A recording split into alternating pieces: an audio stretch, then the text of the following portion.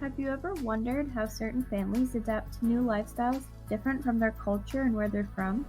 Let's take a closer look at the Baboso family and their experience with immigrating to Canada.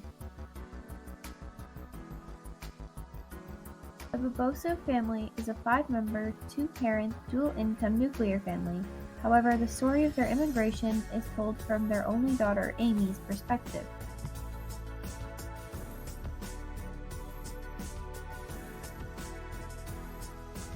From the Philippines to Timmins, Ontario, the year was 1993. Amy Baboso recalls imagining a large city much like one in America, but was shocked when her plane touched down in the snowy town of about 40,000 people. Likewise to the Baboso family, a lot of families in the Philippines are also nuclear. However, compared to Canada, extended families are more prevalent in the Philippines. Grandparents are often found living in the household, helping raise the children and passing on their wisdom. While it's not uncommon for a woman from the Philippines to be in the workforce, like the mother in the Baboso family, the role of a woman in the Philippines is still to be a mother, to care for the children, and to complete housework. In terms of gender roles in the Philippines, for women, the grandmother or the eldest woman is the head of the house. The women are still responsible for the main care of children, the housework, and just keeping things together. Work, such as like a career, is secondary to housework. For men in the Philippines, their main role is to have a career, be the breadwinners, and provide for their family. For helping around the house, men are typically responsible for heavy-duty work such as outdoor maintenance. Children and families of the Philippines are expected to respect their elders. More often than not, the opinions of elders are thought to be superior to the opinions of children, although the children are the ones who are responsible for caring for the older members once they become quite elderly.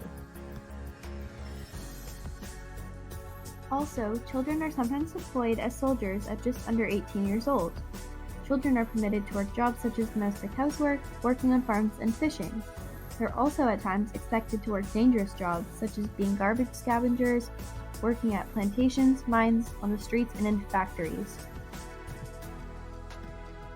Working in these conditions can be toxic to children, but they are often pressured to continue working in these conditions in order to support their family. Female children are also expected to marry before the age of 18 and are often prepared by older family members to serve as the role of the wife. The immigration experience for people coming from the Philippines can be difficult. The Baboso family found it especially complicated to find a job. For instance, the mother of their family's university education was not getting recognized, and because of that, she went from a respectable private school teacher to being stuck flipping burgers. From a fairly high university salary to flipping burgers for minimum wage, the Baboso family definitely began to lack some resources during their transition to Canada. Not to mention, living in Timmins is very different than the CMA, as it is quite snowy and rural. In their early immigration period, the family found themselves living in a cold basement during a northern Ontario winter. The children only had each other for company and had to share only 2 TV shows in their entire teenage years. Amy Baboso, the daughter who shared their immigration story, recalls often being called Pocahontas in school due to her dark hair and skin, being the only Filipina girl in her class. Nowadays, Amy Baboso works in Ottawa with the Philippine Migrant Society of Canada. Many of the people she helps are Filipino domestic workers and living caregivers.